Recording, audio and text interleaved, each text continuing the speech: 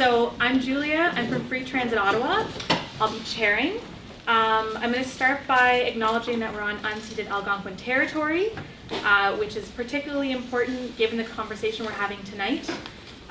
Knowing that in Canada, the violence of climate change is likely to disproportionately affect First Nations, Inuit and Métis people, both in our own city and across the country. So the title of the panel is Confronting Climate Emergency, Ottawa and Beyond. And so we're going to be speaking about the climate emergency that's been declared in the City of Ottawa. And I believe the federal environment minister has also tabled a motion to have a federal climate emergency being declared. What exactly that means is unclear to us. Just because there's an emergency declared, that doesn't necessarily determine the nature of action that we're going to take. It doesn't necessarily mean that the politicians are going to be any more radical or serious about tackling these things than they have in the past. And so that means that these conversations, these town halls that have been taking place are more important than ever.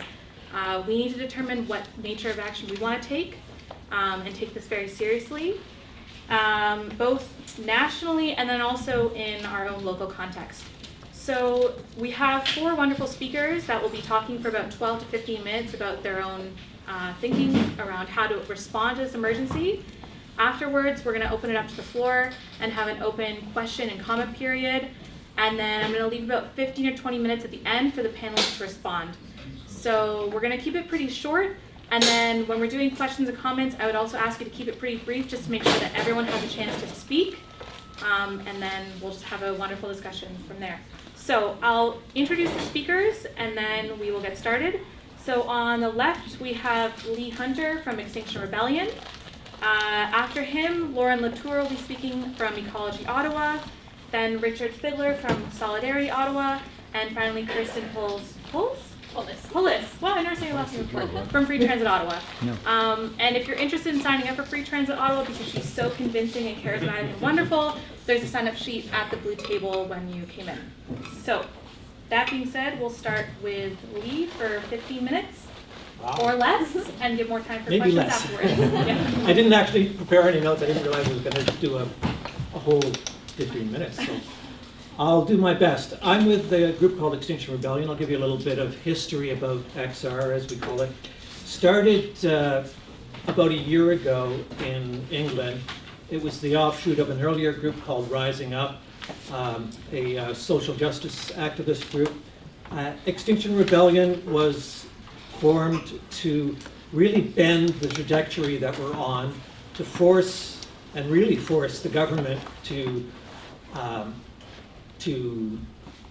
tell the truth, which was our first demand, to take real serious action about climate change, and thirdly, to provide a method for citizens to ensure that that action actually takes place. And the truth today is that we're screwed. We seriously are screwed. We're not hearing this from the government. They're saying we have the Paris Climate Accord, and if we meet our targets, we'll keep global warming within 2 degrees, or maybe 1.5 if we're lucky. That is absolutely not going to happen, at least not the way we're heading now. There's absolutely no way we can see that happening. If we were to stop tomorrow all greenhouse gas emissions, the best case scenario is that we would have 1.3 to 1.7 degrees warming. If we meet all our targets, maybe we'll hit 2 degrees, but the fact is that no country is on target, is on the path to reaching their targets. So it's really quite impossible. And if we continue on the trajectory which we've been on, up to this point, since Paris, we'll very likely hit 4 degrees, possibly even higher. And there's a lot of good evidence to suggest that we could go much higher, maybe 5, 6, 8 degrees. Anything above 2 degrees is absolutely catastrophic for human civilization. Really seriously, it would be lead to the collapse of food security. It would lead to war, mass displacement of hundreds of millions of people, and horrors beyond anything we can imagine. It would mean the ice caps melting. It would mean probably terribly hot summers and maybe these long extended winters that we've been having in Ottawa. We would have the jet stream that's currently stalled, keeping some parts of the country very, very wet, like we had this year, and the other half of the country very, very dry. We would have the Gulf Stream stalled, causing mass problems in Europe, Northern Europe especially. So this is where we are. The government is not saying this. They're still pretending that we can do an incremental change from where we are now. We can gradually have a little bit of carbon tax and a little more carbon tax, and over a period of time, we will reach our targets, and everyone else will reach their targets, and everything will be fine. So we need the government to, first of all, to tell the truth, the real truth, that something really, really drastic has to happen, and it has to happen fast. So our second demand is that we must reach net zero emissions by 2025, which is a kind of outrageous demand, and probably impossible. Like I would totally admit that the chances of us reaching that are fairly slim. We think it would take an effort on the scale of what happened during World War II, where society was completely transformed overnight, and everything was oriented towards one common effort, one goal that we had to make. So if we can do that, maybe there's a chance. Maybe if we're lucky, we can do it. And most other climate organizations and the Green Party and the NDP and the Liberals and everyone else will present some kind of realistic plan. Realistic in the sense of politically realistic, which is fine because they're politicians and that's what they have to do. But Extinction Rebellion's job in this scenario is to just tell the truth. And that's what I've told you. That's the truth. That we're really screwed. It's really, really bad. And second of all, we have to get to net zero emissions pretty much immediately.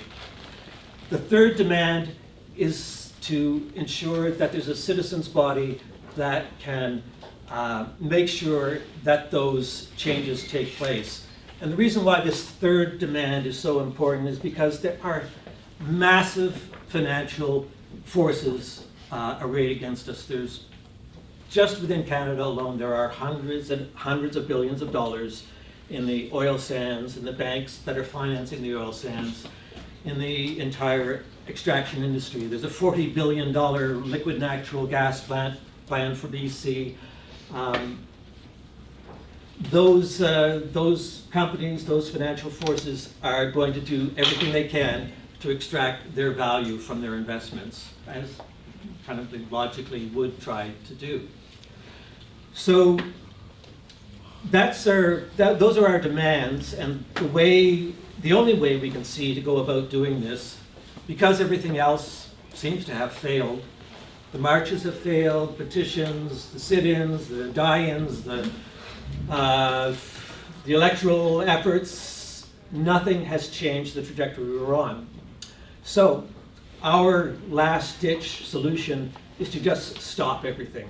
Just say, we're not going to allow society to continue as it is until we take this problem seriously and take real strong action. We have to do what we have to do. So you may have seen in London past April, there were tens of thousands of people who occupied 5 locations in the center of London, completely shut down the center of the city for nearly 2 weeks.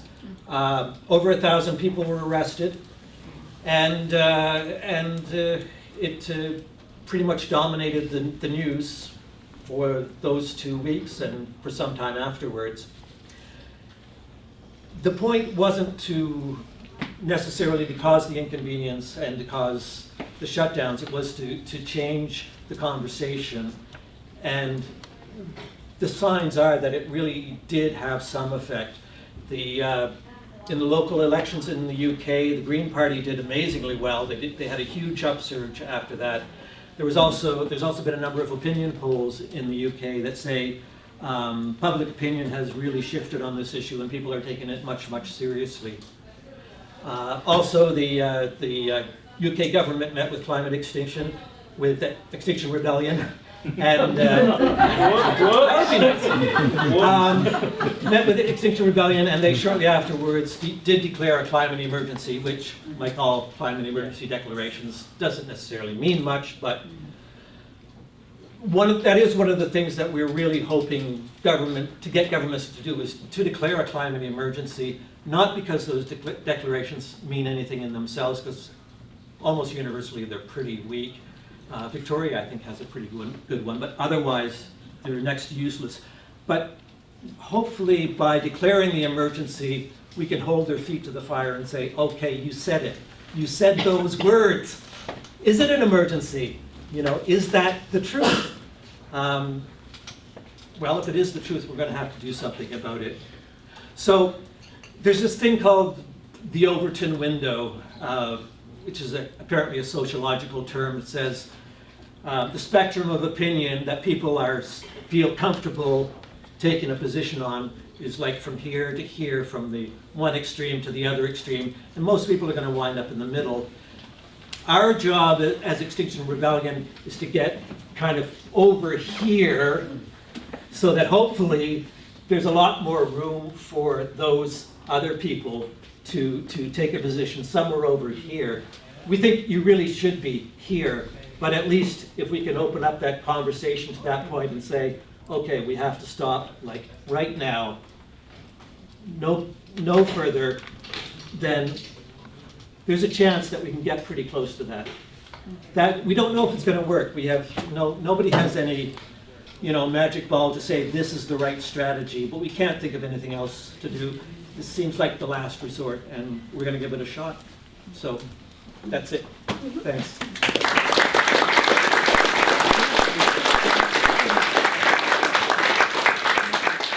I want to talk about first the scope of the challenge that we face, and of course Lee has already addressed that. The Intergovernmental Panel on Climate Change, the IPCC, recently issued its special report on global warming of 1.5 degrees Celsius. To meet the Paris Agreement's pledge to limit warming to 1.5 degrees, it said, and I'm quoting, would require rapid, far-reaching, and unprecedented changes in all aspects of society, including transitions in land, energy, industry, buildings, transport, and cities. End of quote. It was called by the media a wake-up call to governments, but I think it was really just a reminder. Back in 2007, the IPCC scientists said, if there's no action before 2012, that's too late. What we do in the next 2 to 3 years will determine our future. This is the defining moment. But that moment passed, as have others since. In 2014, the IPCC said that on current trends, global mean temperatures could increase by between 3.7 and 4.8 degrees Celsius compared to pre-industrial levels by 2100. Now that's a catastrophe. We're a long way from net zero emissions by 2025. Climate change is global, and of course Canada is not accepted. A report published 2 months ago by the Department of Environment and Climate Change Canada says that Canada is warming at twice the rest of the rate of the world, and that northern Canada is warming even more quickly, nearly 3 times the global rate. 3 of the past 5 years have been the warmest on record. Now, the Trudeau government in 2015 in Paris committed to slash carbon emissions by 30% below 2005 levels by 2030, a goal that is itself far below what is needed. But the most recent federal government projection shows that even under the most optimistic scenarios, emissions would be only 19% lower by then. So what we have is a massive failure of governments to meet the challenge. The centerpiece of the federal government pan-Canadian framework on green growth, as they call it, is carbon pricing. It takes 2 forms. One is a carbon tax, and you've heard a lot about that lately, which is gradually increased over time to encourage households and industries to reduce carbon consumption. All revenues are to revert to the provinces, 90% going to households. And it includes a levy on large industrial polluters, which took effect January the 1st, and one on fossil fuels, which began in April, initially at $20 a ton, to increase to $50 a ton in 2022. But there are major exemptions provided for strategic industries, including, guess what, oil and gas, to protect competitiveness. In fact, carbon taxes will always be limited to ensure that Canadian businesses are not disadvantaged by competitors' prices and to avoid economic disruption that would motivate greater market intervention. And they are largely ineffective in reducing CHC, or greenhouse gas emissions. Both the UN Environment Programme and the OECD have noted the inadequacy of Canada's emissions reduction targets. And then there are the carbon offset schemes. Businesses invest in environmental projects around the world to balance their own carbon footprints. These projects are usually based in underdeveloped countries and are designed to reduce future emissions through introducing clean energy technologies, or, for example, to offset pollution in the north through promoting reforestation in the south. An example is cap and trade. The government sets a cap, a limit on the amount of GHG emissions that various industries can emit into the atmosphere. That limit is gradually reduced over time to decrease total pollution levels. But that's the theory. What it amounts to is actually issuing permits to pollute, which can be traded on carbon markets like stocks on the stock market. The market sets the price. These schemes essentially give companies with enough money a right to pollute rather than forcing them to reduce pollution. The system makes pollution a commodity through credits and offsets that allow for financial corporations to profit from polluting industries. Some provinces have adopted similar plans. Others are challenging carbon taxes in the courts. The Ford government cancelled Ontario's cap and trade program along with hundreds, literally hundreds, of renewable energy projects in wind, solar, thermal energy areas that were already underway. Now, the fundamental flaw here is that carbon pricing does not regulate emissions. It just puts a price on them based on an arbitrary calculation, the so-called social cost of carbon, that tends to ignore the externalities, the cumulative emissions, the feedback loops, the disproportionate impacts of climate change on countries in the global south. These are not encompassed in corporate cost-benefit analysis. For business, they're just a cost of doing business. Now, on the other hand, Canadian authorities, far from passively relying on market mechanisms, are quite capable of aggressive action to implement their goals where these are integral to their strategic profit and growth concerns. Missing from the pan-Canadian framework is the other, much more important component of the Trudeau government's climate approach, promoting further oil and gas exploitation and export, especially through building pipeline and rail capacity. Also, the government continues to subsidize the fossil fuel industries in the billions of dollars per year. For example, between 2012 and 2017, just to cite this example, the Export Development Corporation alone gave 12 times as much financial support to fossil fuel producers than it did to so-called clean technology companies. And the federal carbon tax levied on electricity generators reduces the tax on heavy emitters, such as coal providers in Alberta and Saskatchewan, giving them a leg up over renewable energy providers. Globally, the International Monetary Fund, the IMF, estimates that fossil fuel subsidies totaled some $5.7 trillion in 2017, and U.S. subsidies in 2015 alone exceeded that country's profligate military spending. So why does this discrepancy exist between the rhetoric on the one hand and the reality on the other? Well, no secrets here, I think. The fundamental problem, obviously, is our government's commitment to capitalist growth and competitiveness at the cost of ignoring externalities or postponing the imposition of such costs to future generations. Market-based mechanisms aggravate the ecological crisis. The entire history of capitalism is bound up with the exploitation of fossil fuels and with the exponential increase in their byproducts such as plastics, especially since the Second World War. If we are going to save human civilization and nature's biodiversity in the coming decades, we need to invent a radically new paradigm of how society is organized and operates. one that eliminates many damaging practices and that vastly expands the development and use of renewable energy, organic agriculture, and essential services. In short, what I'm saying is we need to transition to a non-capitalist, eco-socialist future. Now, what does this entail? There are now a vast number of proposals for addressing the climate challenge in ways that are not mortgaged to capitalist profit and growth imperatives. Here are some obvious measures we should pursue, and I'm sure people in the audience can add others. First, we have to rapidly phase out oil, gas, and coal extraction and stop subsidizing fossil fuels. We need to develop a massive program of public investment in solar, wind, thermal energy. We need to initiate a massive green housing program focused on energy-efficient social housing for low-income residents and retrofit existing buildings with electric heat pumps, efficient appliances, and added insulation. We need to fund public transportation, including urban, rural, and intercity options. Construct a pan-Canadian network of electrified passenger and freight trains. Employ people to clean up abandoned wells, tailings lakes, and mining waste to prepare land for return to the Indigenous peoples. Break with agribusiness, promote ecological agriculture, and work with farmers to reduce agricultural emissions. End production of useless and dangerous things. We could start with the weapons industry. Localize production to the maximum. Fight planned obsolescence. Redistribute wealth, refinance public education and care sectors. Develop new ecologically sound industries to employ workers displaced by suppression of non-renewable resource exploitation, while maintaining incomes and social benefits. As to financing, we obviously need major tax reforms and increased high marginal tax rates.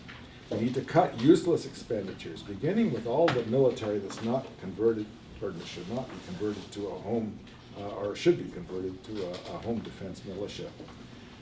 Ultimately, we need a different kind of government with the political will to lead, coordinate, and consolidate the transition. A government based on the support and protagonism of the victims of climate change and not its perpetrators. And to work toward that, we need to build alliances, anti-capitalist coalitions of workers, unemployed, homemakers, farmers, Indigenous communities, racialized minorities, students, youth, the poor, against the entrenched fossil oligarchy. We need to link decarbonization with opposition to capitalist austerity. Now, in particular industries, unions can develop plans for alternative, climate-friendly approaches. A good example, I think, is the Canadian Union of Postal Workers campaign, Delivering Community Power, as it's called. This calls for establishing postal banking, creating a renewable energy postal fleet, making post offices solar-powered community hubs for digital access, providing charging stations for electric vehicles, etc. Another progressive example can be found in attempts by union and community activists to counter General Motors' promised shutdown of the Oshawa plant by proposing that the plant be converted into a Canadian manufacturing hub for electric vehicles and other sustainable energy products. The only way to accomplish this, says the Canadian Union of Postal Workers on its website, is to take public ownership of the plant, with provisions for a democratic engagement of local governments and workers in the process. Public ownership of the Oshawa plant would not only save thousands of jobs, it could help kickstart a just transition by manufacturing electric vehicles and other needed sustainable products. When I say electric vehicles, that's kind of ambiguous. We need public transit vehicles. We don't need individual cars. I think that should be specified. Well, we're at the beginning of all this. We really have no choice but to fight, even though I realize we are screwed. And we have to resist and work for a positive alternative as best we can. We may go down fighting, but at least we'll be fighting.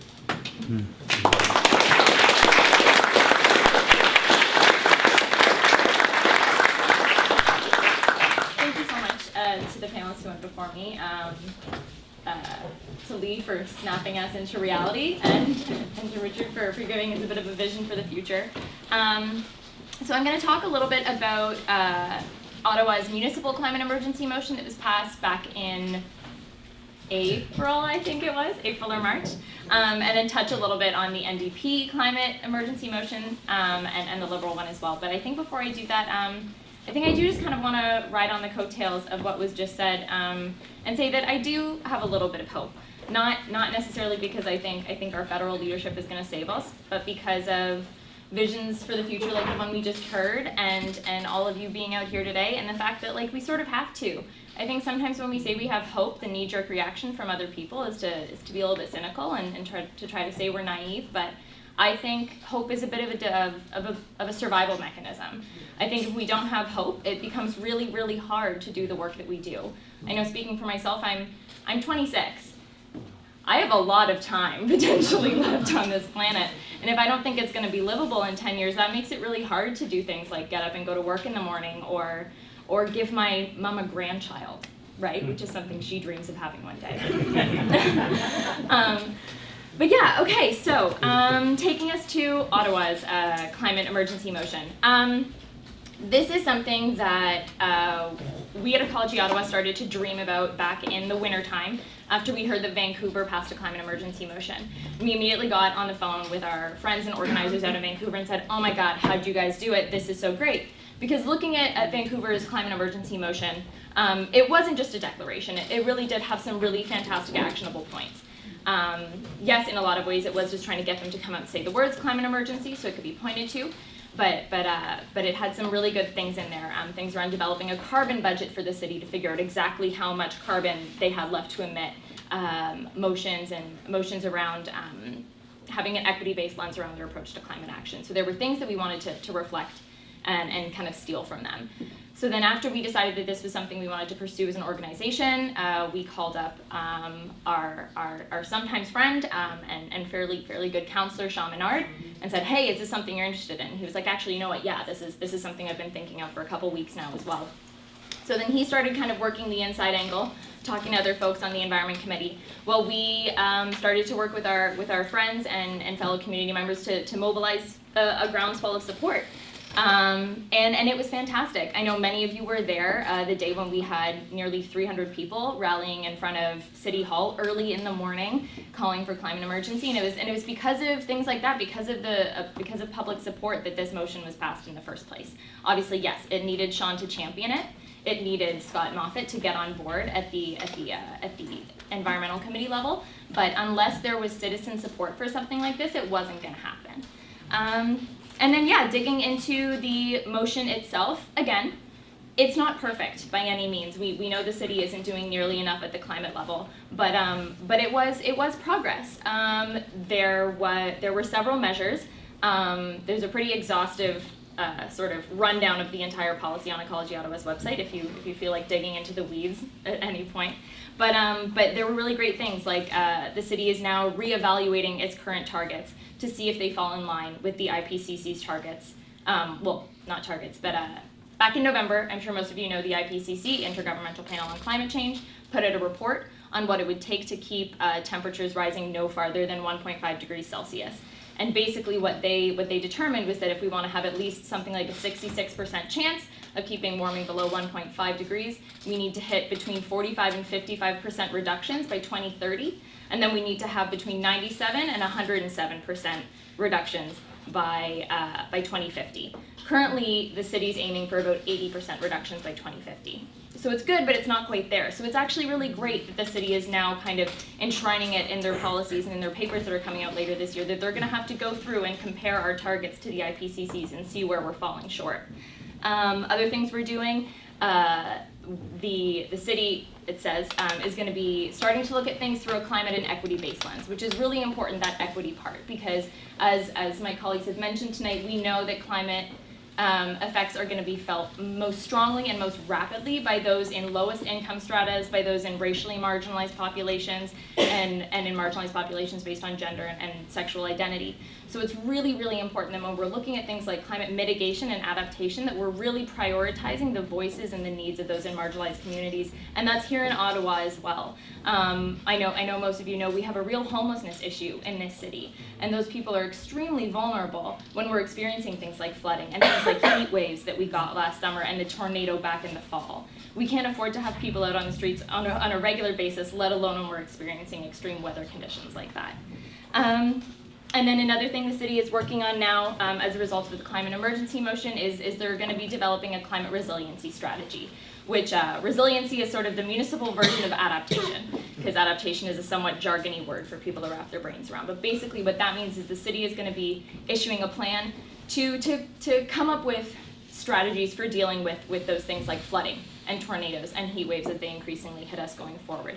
And that's going to be really important, because as much as we do need to mitigate the effects of climate change, we also need to understand that these things are starting to hit us now, and they're only going to hit us with increasing severity going forward. So we really do need a solid resiliency plan, again, that puts equity at the forefront. So that's another positive thing that came out of the motion. And finally, this doesn't sound like much, but with the motion, they declared that climate was going to be a term of council priority. So that means that over the next 4 years, everything that council does should theoretically have to be viewed through a climate lens. And again, I guess I do use the word theoretically, because unless we're there every step of the way saying, hey, you said this was a term of council priority, they could let that slip. So although this climate emergency motion has been passed, we need to be there reminding them that it's been passed every step of the way. And that especially counts when things like an energy evolution phase 2 is coming out this year. The city's revisiting its air quality climate change management plan later this year. And as some of you in the crowd know, the city is revisiting and going to be working on its official plan over the next 2 years. And that's the plan that's going to be determining the city's course and trajectory for the next 20 years. So the next couple years are going to be really, really pivotal for this city from a climate change management plan. And yeah, like I said, that was all only achieved because you took action, because you demanded it. And that's one small reason why I have hope, is because it shows us that when we ask for the things that we need from our politicians, we don't always get them, but sometimes we do. Sometimes we have those wins. Moving on to looking at the federal ones, honestly, not as much to say here, because the NDP tabled a motion for climate emergency 2 or 3 weeks ago now, about 2 days before the Liberals tabled theirs. The NDP tabled theirs, it was voted on the next day, and it was immediately shut down by the Liberal and Conservative parties. And that was really disappointing. It was predictable. We knew that was going to happen, but that was disappointing because what that showed me, at least as an individual, not necessarily speaking for my organization here, but what that showed is a level of cynicism from the Liberal Party that we know exists, but is hard to come to terms with, because the NDP with their climate emergency motion, again, although it wasn't perfect, it was taking into account things like UNDRIP, the United Nations Declaration on the Rights of Indigenous Peoples, the 94 recommendations from the Truth and Reconciliation Commission, and things like free, prior, and informed consent. So not only was it looking at issues around climate, it was looking at issues around Indigenous sovereignty and reconciliation as well, and how those can be wrapped in. And then it was also looking at things like job creation for climate, and even free public transit. So when that was shut down by the Liberals, what that to me showed us was that the Liberals care more about positing themselves as the climate champions in response to the Conservatives than they do about making real climate action happen this time around. And then, yeah, the Liberal Party released their climate emergency motion that I don't actually, it was supposed to be voted on today. Did anybody follow up on that? I don't actually know. Anyway, none of us know. Great. So it's a pledge that basically said that Canada needs to meet its Paris targets and needs to try to make 1.5 or 2 degrees, which is good language, but again, leaves me skeptical because, as has been mentioned, we are not on track to meet our Paris targets as it is, and our Paris targets get us nowhere near 1.5. Our Paris targets are the same targets that were actually submitted by the Harper government, as most of you know. Our current targets were put up by the Harper government.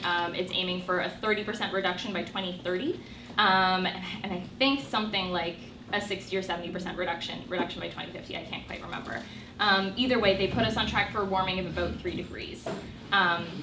So by pledging to meet our Paris targets, it doesn't really get us anywhere, especially when the government is doing things like buying pipelines and gutting Bill C-69 in order to make way for LNG support and propping up a dying oil industry.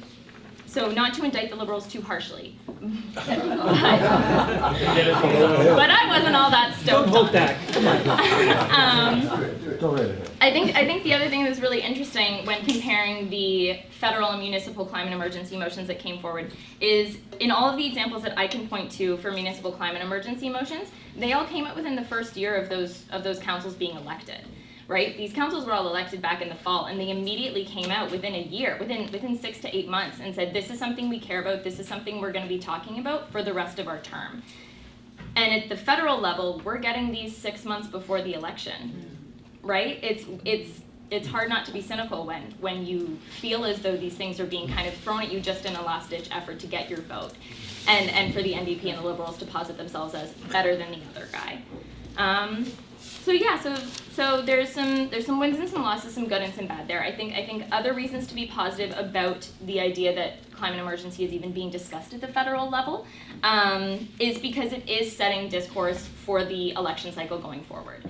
For over a decade now, we've all been trying to get climate change on the map when it comes to federal elections, and every year we fail to make it be an election issue. And this seems like the year it's actually going to be a federal election issue. And that's not necessarily because the Liberals and the NDPs have decided they want to declare climate emergency. I would say, again, that's because we are demanding it as constituency. I would say it also has a lot to do with Green New Deal conversation that's been happening the last couple months. It's been pushed by youth movements. And again, youth movements coming forward with their Fridays for Future and their climate strikes and Extinction Rebellion, upping the ante as well. So we're finally seeing climate as an election issue this year. And I think that gives us a lot of power as people mobilizing around this election.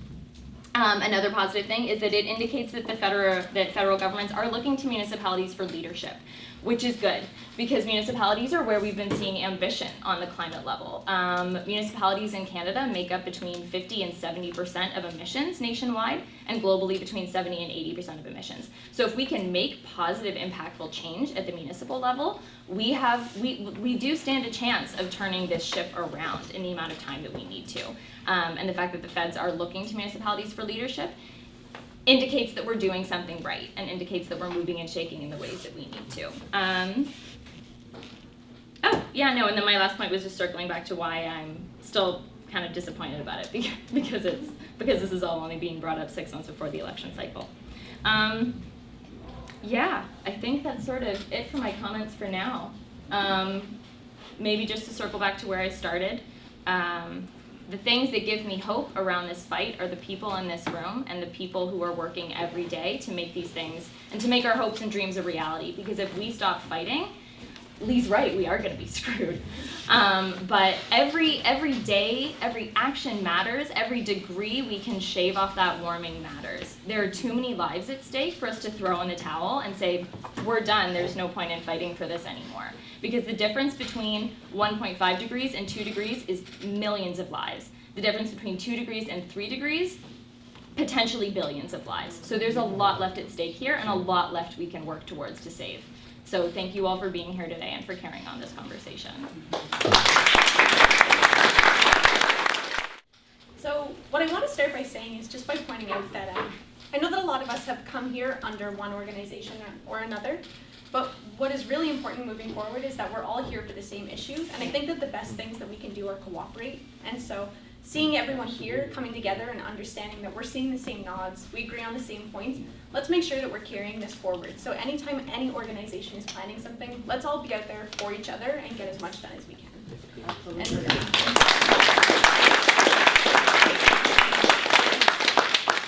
So what free transit has to offer to this conversation is two things. The first is when we say climate action, we demand something be done.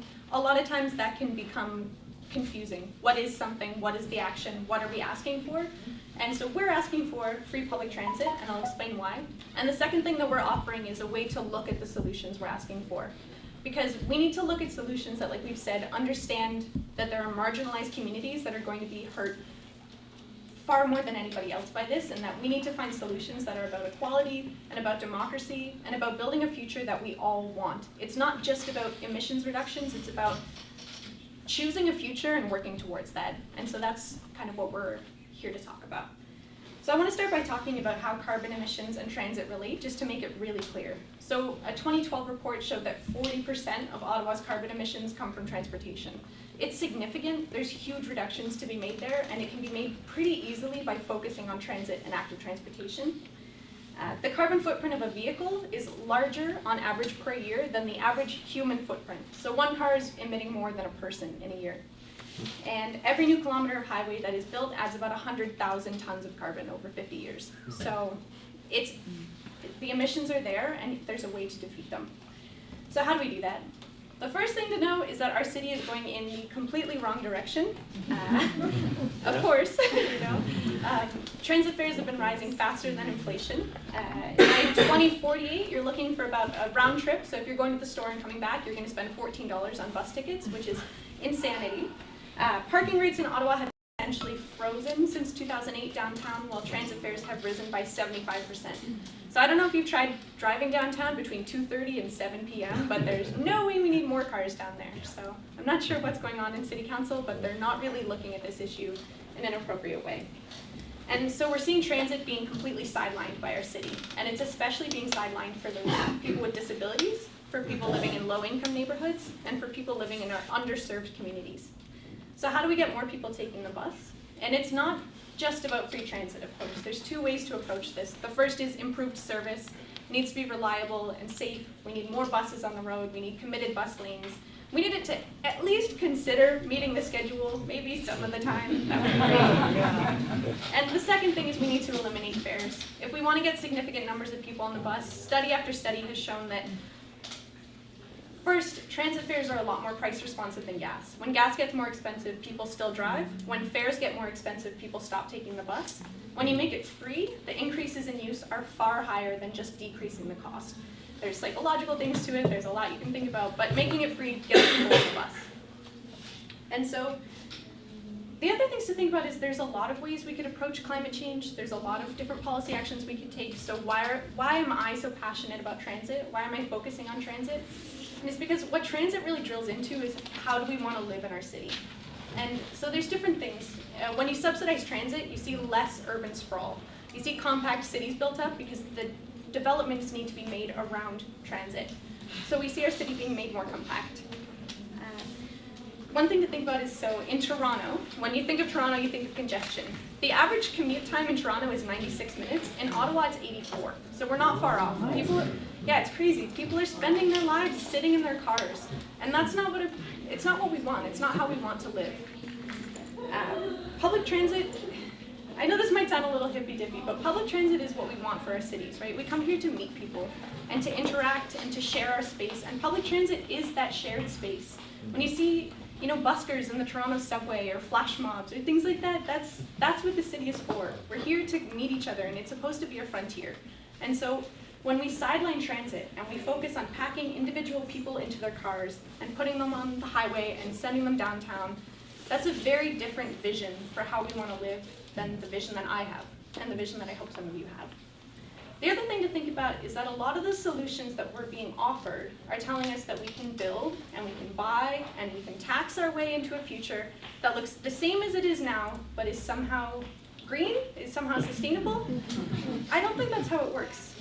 We're being told that you can do things like buy beeswax wraps or buy an electric vehicle. All of these things that the individual can do, that you can consume and you can buy. We're even being told that the government is willing to give you $5,000 if you'll buy a brand new electric vehicle. They'll subsidize the cost of that brand new car for you. So we're taking people who already have the most in society and urging them to be the ones to lead the way. Absolutely. And to me, what that sounds like is business as usual. It sounds like we're being sold something that doesn't actually lead to change. And so what we are asking for as Free Transit Ottawa is a rethinking of how our city works, which is provide services for people that make our city a place that we want to live, and do that in a way that is sustainable. So how do we do it? I want to talk a little bit about some of the tactics we've been using, because I think we're here to really drill into what we can actually do. So we've been holding panels like this. We want to hear more discussion. We want to know what you guys think, what you support, what you don't, what do we want to do. We've held workshops to try and understand what are some of the issues around transit, what actually needs to be fixed, where can we find, what's a quick fix that can make transit more attractive to people. We had the Transit Week Challenge, so we got councillors on the bus. They didn't love that. It let us see which councillors actually care about transit, which ones kind of ignored the challenge or didn't take it seriously or belittled some of the problems that transit users face. We've also built the Ottawa Transit Riders Union. So we want to have a voice for transit riders in City Council. There's not a lot of democracy there, and that needs to change. And now we're starting to launch our we're launching our campaign that's actually pushing directly for free transit. So that's still in the works. So if you're interested in getting involved, it's a great time. We're trying to figure out how we're actually going to do that, what might work, what won't. So if you want to get involved, it's a great time to do that. And really long term, another great part of this campaign is that we're calling for major changes to our city. We're calling for democracy. We're calling for equality. We're calling for holding the private accountable to the public. We're calling for things like linking free transit with affordable housing, all of these things that look at the way our city is formed and make it something that we actually want to be a part of. Climate change isn't in the abstract, right? It's real. It's the flooding we've seen, it's the tornadoes, it's going to be rising food prices, it's going to be, I think that we're going to see the neighborhoods that have experienced flooding become our low-income neighborhoods because housing prices are going to drop there, right? These are the real things we're going to see that are going to affect us. So let's find something real that we want to push for, that we can ask for, and that's going to make our city something that we want to be a part of. Thanks.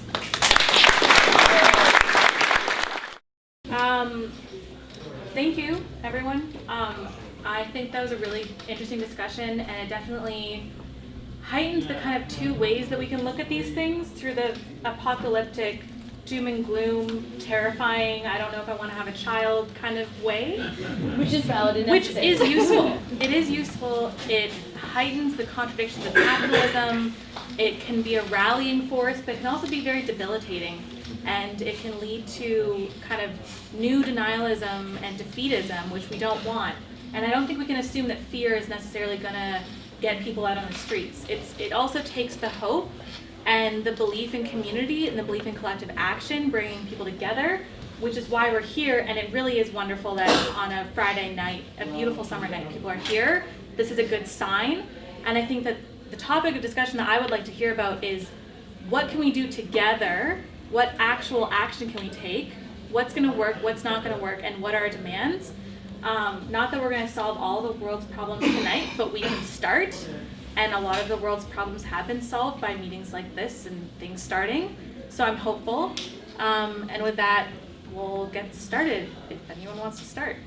Yeah? Well, thank you for organizing this. This was wonderful. I really appreciated every single point of view. I want to say that what struck me the most is the fact that somebody said that the municipalities are leading the way. They're really doing that. They're doing that in many different ways, including free transit. Around the world, there's dozens of cities that have free transit already. It's not a utopia, okay? And we've had free transit in Canada for a long time, but mainly for university students. Okay, you know, most universities have free transit for students. We need to do the same for everybody. So these are things that are going in the right direction. This is the kind of change we need. We just need to make it global. And thank you. That's it.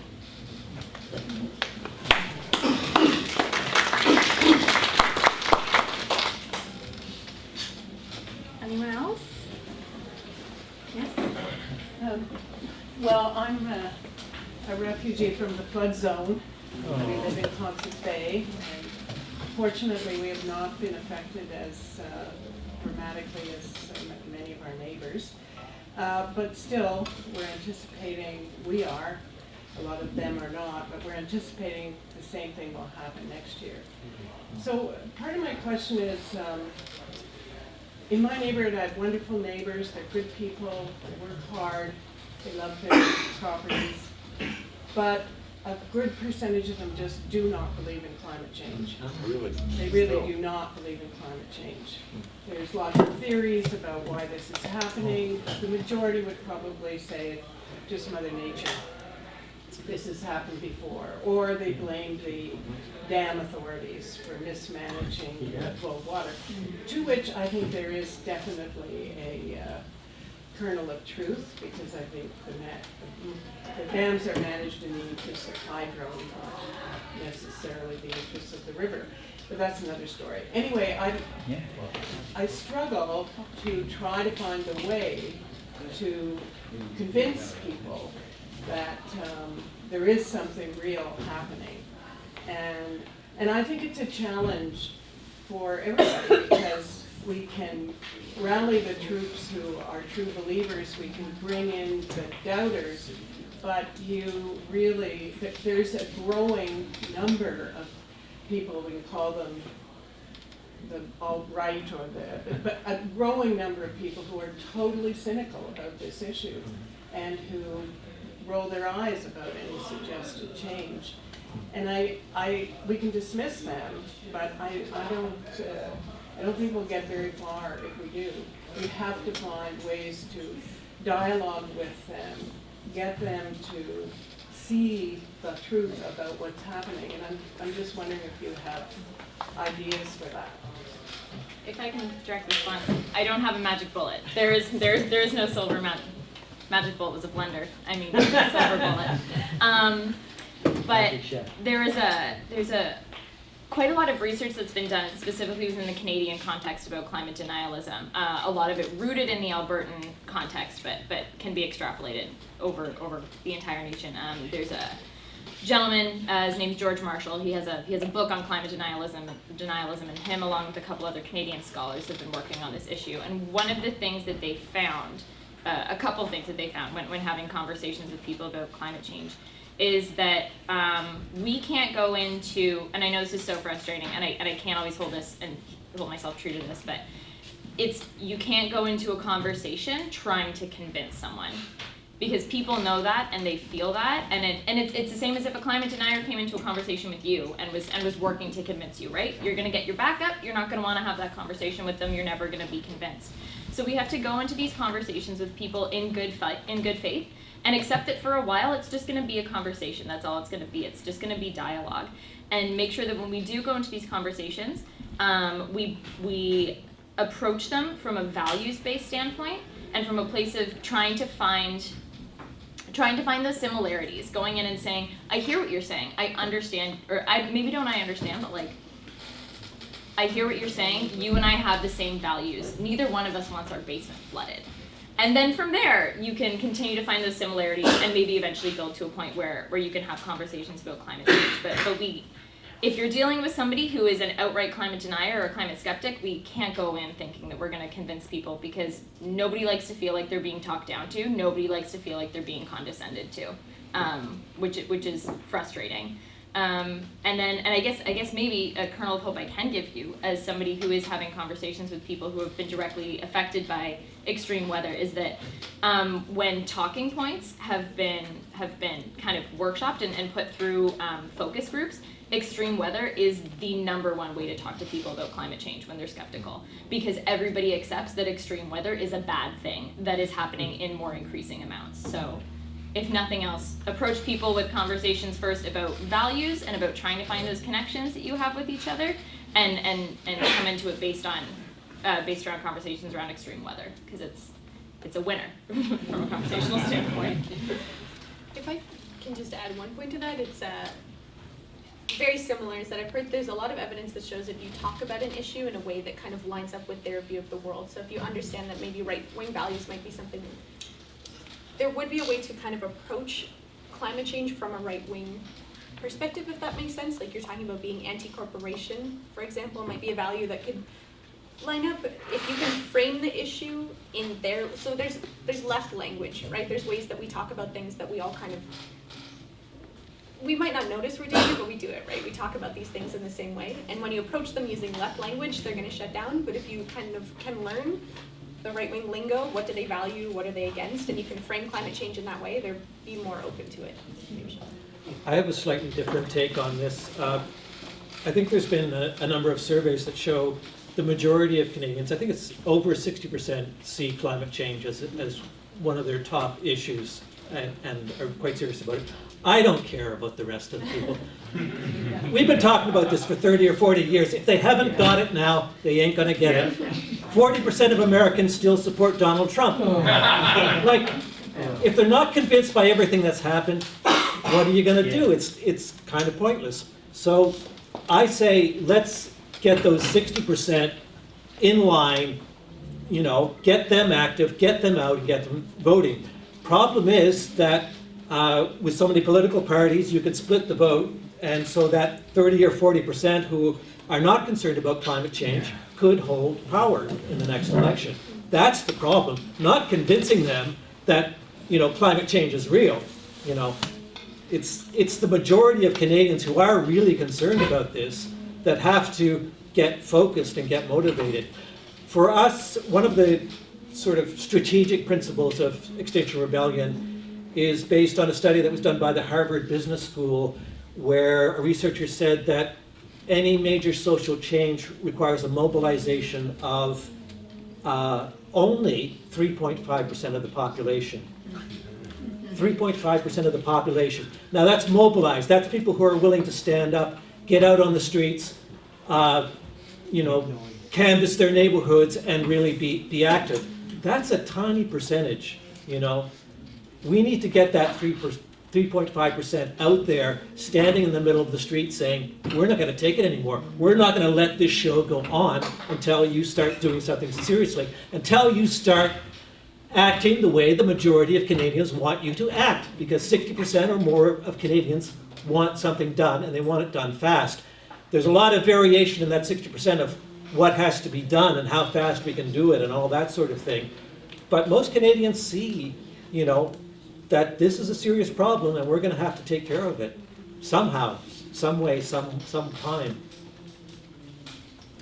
I believe the gentleman in blue had his hand up first. And what's your name? Michael? And we did have another. Matthew? And then this, and then what's your name? Hans. Okay, wonderful, thank you. Thank you. I'm a member of a couple of the groups up there, so I'm really happy with tonight's presentations and discussions. I think the issue of polls is a really good place to start, because Lee is absolutely right. The polls show consistently that about 2/3 of people believe the scientists and want something serious to happen. And in fact, the story is an even better one, because when you start to look at the breakdown by age, and you get down to the people who are in their teens and their 20s, it's like 85%, which I think is really hopeful for the future, and which should suggest to us where we need to put our attention. And in that respect, I wanted to say that I think there's one other issue. So if winning people to our side is not the main question, I think the main problem is the overwhelming sense of powerlessness that people have. We've just lived through decades of neoliberalism that has proven to people over and over and over again that you cannot fight the system and expect to win. You will lose, and your life will get uglier and meaner as time goes on.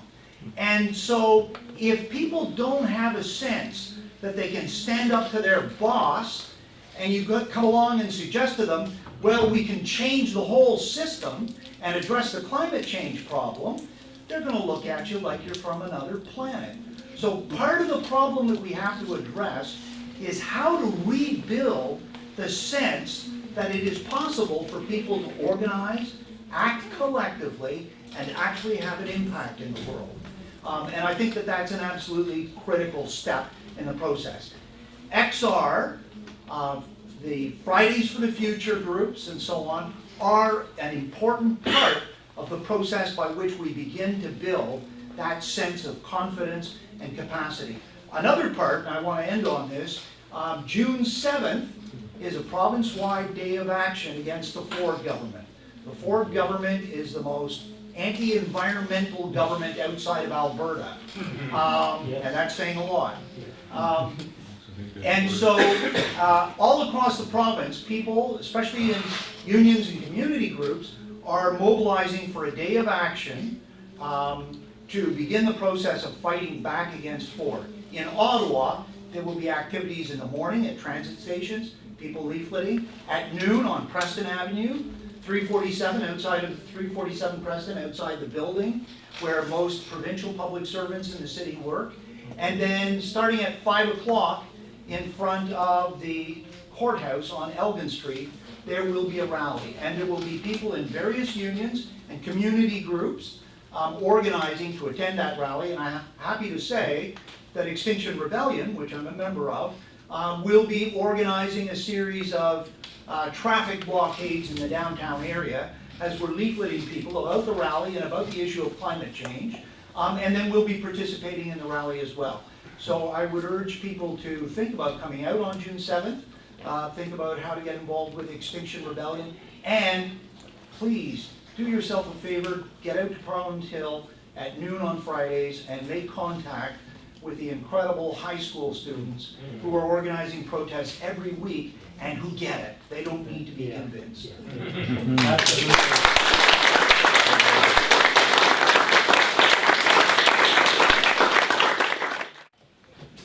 I came here tonight because I'm feeling really disillusioned about the whole, state of the nations. And so what I'm hoping to develop for my own self is a vision of the future. And unfortunately, I agree with everything you hear. I'm like, oh yeah, I'm so happy. I don't feel so alone. So I'm just looking, I think, to mobilize people like me. I need to have a clear, really, what's the word, like a palatable vision of what are we all working for. Like, I'm all for, I was biking by the new Wussy Transpo Transit by Herdman Station. It's fabulous. I could see, I was just counting, trying to do the math, how many people we get in, and free transit, yeah, and we're up Schitt's Creek, yeah. But so what are we fighting for? Like, what is it? If I can make a recommendation for something that folks can maybe go home and check out, there's a video, I'm gonna have to Google it to figure out the exact name, but I think one of the things that's really been giving me hope in the last couple months is been hearing all the conversation that's been happening around a Green New Deal, not just in the States but in Canada as well, because it does give people sort of something concrete to look to. And if you're looking for a little bit of inspiration at the end of the day and you're like, God, what are we all fighting for? There's this terrific video that was put out by, many of you I'm sure have seen it, by The Intercept, which is a media company Naomi Klein works for, and Alexandria Ocasio-Cortez from down south narrated it, and it's essentially, I think it's called like a letter from the future or a vision from the future or something like that, and it's this really beautiful I think it's about a 7-minute long video that is narrated as though it were from 20 years from now, and the Green New Deal has been implemented, and we have the world that we've always dreamed of. Getting choked up thinking about it because it's quite beautiful and it's really hopeful. But again, it's not naive. It's not pie in the sky. It's with the caveat that we have to do a whole lot of really, really hard work, and we're not going to get there unless we really get our boots on the ground. But if ever you're looking for hope, I would absolutely recommend watching that video. The Intercept. Yes, I'll figure out the name and I'll make sure to announce it later. But that's been a really fantastic video. And the other thing, if you're a social media person, following young people on Instagram right now who are involved with climate strikes and with Sunrise and with Our Time has been really fantastic because those are some people who are really moving and shaking. And something that I've sort of thought about the last couple months is, for the longest time, not an indictment, but the boomer generation really disparaged the sort of like the way people were raising people in my generation and younger. It was the idea that, oh, they're all being raised with trophies, they're all being told they're so special, and they're not that unique, they're not that special.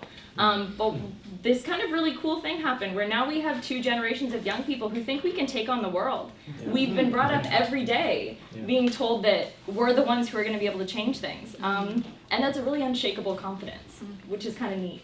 So, yeah, those participation trophies kind of were worth something. There's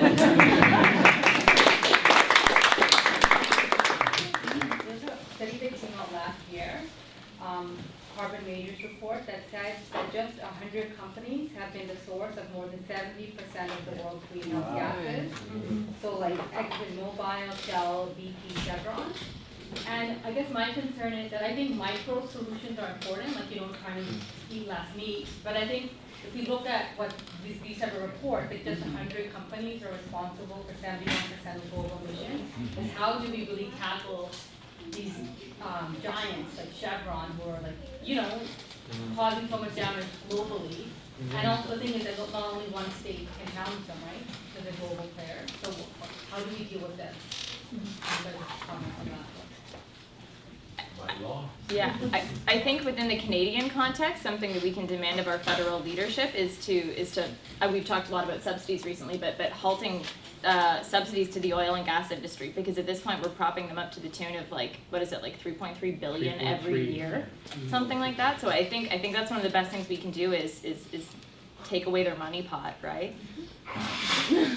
And I think that what I've been trying to drive home about free transit is that we're not just pushing for free buses, right? It's about more of a change of what do we expect from our government, and what we expect from our government is that they're taking care of us, and us as citizens, and as people who demand services. And so it's shifting our government from being in their corner, in the corner of the corporations and corner of the private, to being in our corner. And once we can start that shift, then we can push for, I think we need legislation. I think that's my personal opinion, not of free transit, but we need the government on our side if we're going to tackle those big players, and it's kind of part of what we're pushing for as an organization. I would say follow the money. Yeah. Follow the money to the banks. The Royal Bank, one of the, I think it's like the third or fourth largest financier of fossil fuel projects in the world. TD Bank as well is close behind them. Bank of Nova Scotia doesn't finance quite so much, but they have a bigger percentage of their portfolio than other banks.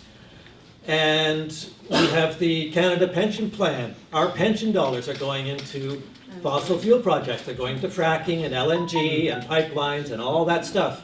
We should be embarrassing the government. If it's a climate emergency, there should be pressure on that. There's also pension funds and other investment funds, universities that have endowments and investment funds. They should be embarrassed about their investments in the oil and gas industry. And also, one recent thing that came up, I think it was the University of Manitoba, is fighting a desperate court battle to try and stop the release of information about the financing from the fossil fuel company that's going into their research programs, and they're trying not to have that information released. So there's a lot of money floating around in a lot of different places, and some of those places are vulnerable. I think the banks, because they're also, very much a public institution, they can be embarrassed, and they should be. So I have 5 more hand raisers that I saw on my list, and then after that I think we'll just do closing comments because I don't want to keep anyone too late. So I think Tina, you had a question or comment? I just think you should get more Indigenous people involved, because people are coming from the north and being homeless down here because they don't have homes up there. In Newfoundland, the houses are falling into the water, into the ocean, and pretty soon you're going to have to move those people south. And that's a real issue, and you should be really writing about it. They should be really doing something about that. Look what happened at Chardonnay Falls, it's flooding. Yeah.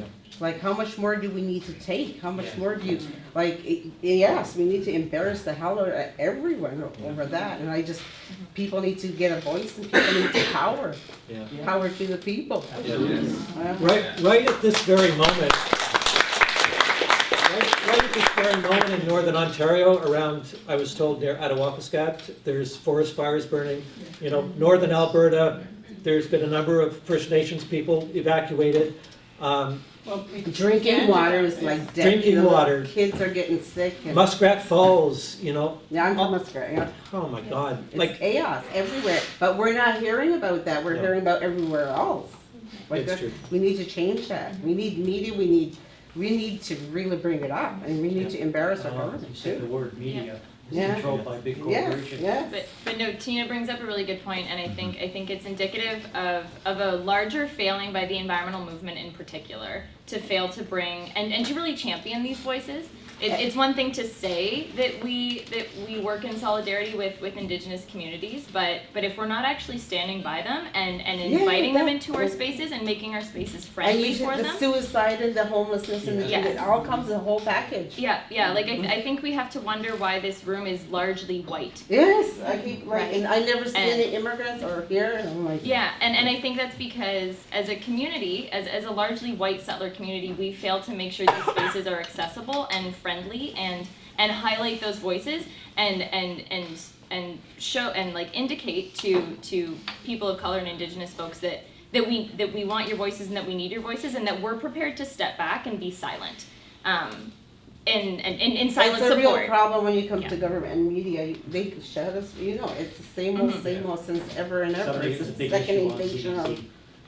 Yeah. shut your mouth and don't say nothing, Yeah, right? yeah. So But thank you for bringing we have to that start up. somewhere. Mhm. But there's a flip side to that as well, which is kind of troubling in that there's a whole pile of money being poured into certain Indigenous communities to get their support for Trans Mountain, for the LNG plants, for this, for that.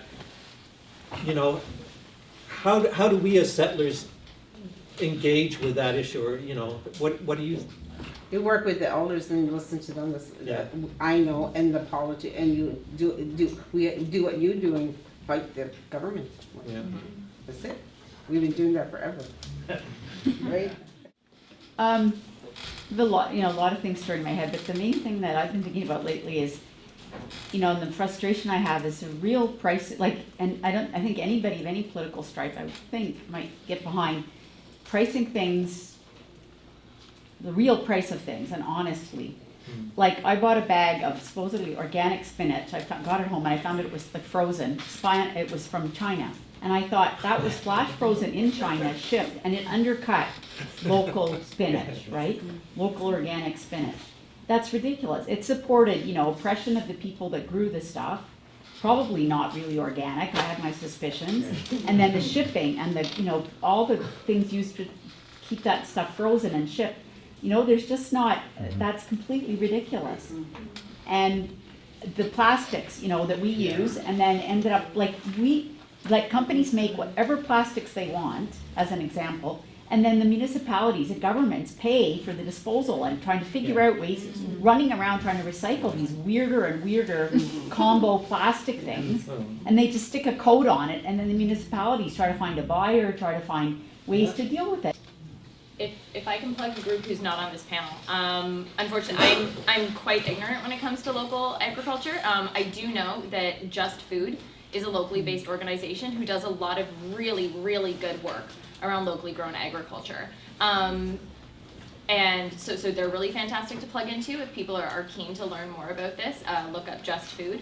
And then a stat that I learned from Just Food, within Ottawa's sort of like city limits, including that sort of like rural outer border, there are over 1,100 farms within the city of Ottawa.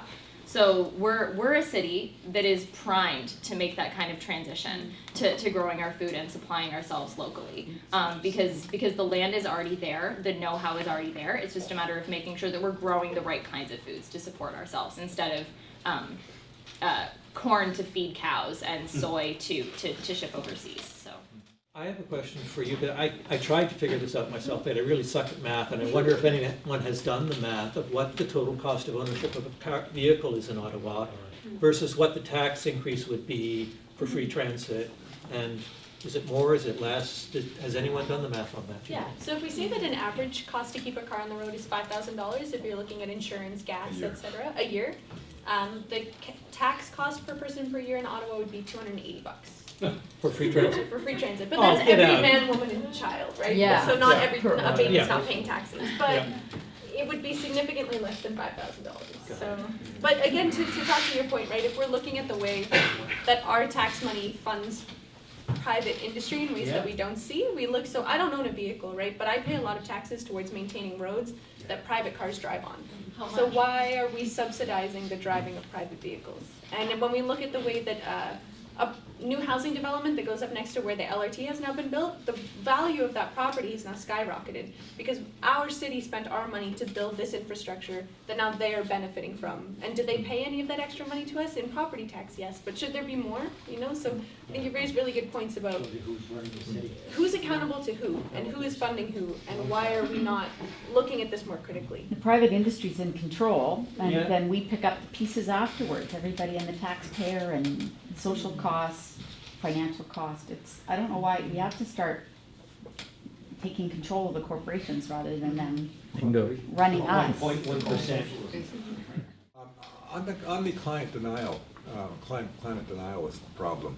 I hadn't really thought about it until I read Naomi Klein's book, This Changes Everything, which, by the way, is available at that. And I recommend it highly. She has a whole chapter in there, which is quite amazing. She went around to some of these right-wing think tanks in the States, which do engage in climate denialism in a big time, are well-financed. And she said, they understand what the climate crisis is. They are afraid of it, because of the very big questions it raises about the way in which their society, the capitalist society, is organized. And they're afraid of the challenge that it poses to them. And it's very conscious. She cites them, and it's quite interesting. She has dialogues with some of them, which make that point. I was glad that the Green New Deal came up. I think this is a really important thing in a sense. It's provoked another level of discussion in North America, and I think elsewhere. It's being now talked about in various contexts. The way that it's posed in the United States by some Democratic Party politicians and so on, like OAC, it has real limitations, and those have been pointed out by a number of people. But the main thing is that it starts a real discussion and puts it on another plane. And it talks about it, and it talks about the need for, it gets the debate out there, and its focus is on government action, which is really important. We've got to think in terms of structural solutions to the problems we have. And so in some ways it's a misnamed thing insofar as it refers back to the New Deal of the 1930s, because that was a New Deal to save capitalism, and now a really New Deal to combat climate change has to first tell the capitalists they have to do some things that they don't want to do, and it also has to go beyond that. I mean, we have to think in terms of how we can get beyond that. So I just wanted to say, that I think we have to, it's one thing to talk about your personal solutions and so on. I understand people do that because they want to engage with this movement. So you're trying to think of how I, as an individual, can get into things. How can I change my way of living and so on, and become a little bit more in tune with how I see the big issues. But we also have to think about those big issues in a way. And we're just beginning that discussion now. But I think it's going to exponentially take off in the next period. There's much more consciousness now. I've just noticed in the last few months practically that, and you can see mass movements developing almost spontaneously. So that's really important. And I think we should give more thought to how we can take that forward. Can the speakers tell us how to join their organizations? Yes, I was going to get that. Thank you. Yes. Please. So do you want to start? Yeah, sure. So Ecology Ottawa, we have a large number of ways to plug in. If you're interested, we have several campaigns going on. I mentioned our elections campaign we have going on. We're organizing in Canada specifically, but throughout the city, trying to bring climate to the forefront this election cycle. I'm working on our Renewable City campaign. We're going to be working with things around the official plan, so there's opportunities there. And then if you're looking for something maybe a little lower impact, we give out like 20,000 trees every couple of years. So we're always looking for people to help us give out trees, because trees are great climate adaptive measures and they're great for climate mitigation. So don't think it's not related. Yeah, and you can come chat with me, or you can log onto our website or any of our social media channels to figure out how to get in contact with us. For Free Transit Ottawa, we have a Facebook page if you're on Facebook. If you're not, we have a website. If you're not on that, we have an email sign-up list. We do most of our planning by email, so you don't have to follow us on any social media. Just leave an email. We'll get in touch with you. We meet once a month. If you come to the meeting and there's something you want to work on, you start working on that. It's a really easy way to kind of give as much or as little time as you want. And just honestly, a great thing for us is if you have conversations about free transit. A lot of people hear it, they immediately shy away and think it's crazy, but I know a lot of us in this room agree that it's not. It's a realistic action to combat climate change, and let's start making that something people are thinking about. And we have a sign-up sheet on the blue table at the entrance. And pamphlets and stuff. And pamphlets, yeah. I have one burning thing I wanted to talk about, to take it in a little bit of a tangent, but I think it's really important for the Extinction Rebellion movement. And this is the idea of regenerative culture. which is, by culture we mean real culture, like arts, music. It means how we relate to each other, how we are, how our lives and our situations have kind of locked us up emotionally and not allow us to engage in the situation we're in the crisis we're in. One of the things that connected me to Extinction Rebellion when I saw the first presentation, they said, okay, we're going to take a minute or 2 minutes and we're just going to be in silence and we're going to grieve because we're losing 1 million species, you know. There's an ecological collapse. We're losing the monarch butterflies and the southern resident orcas and God knows what other creatures out there, and it's really fucking sad. It is sad, and we have to acknowledge our grief. And for myself, I feel a great deal of shame because 80% of the fossil fuels that were ever burned were burned in my lifetime. So, and I didn't do anything about it.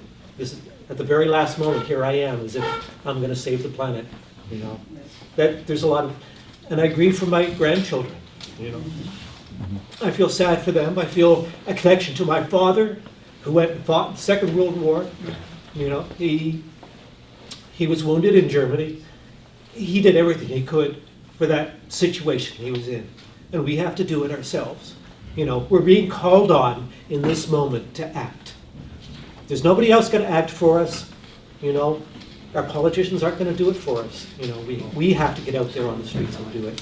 We have a Facebook page and all that stuff, so, you know, get in touch if you want to help. Thanks.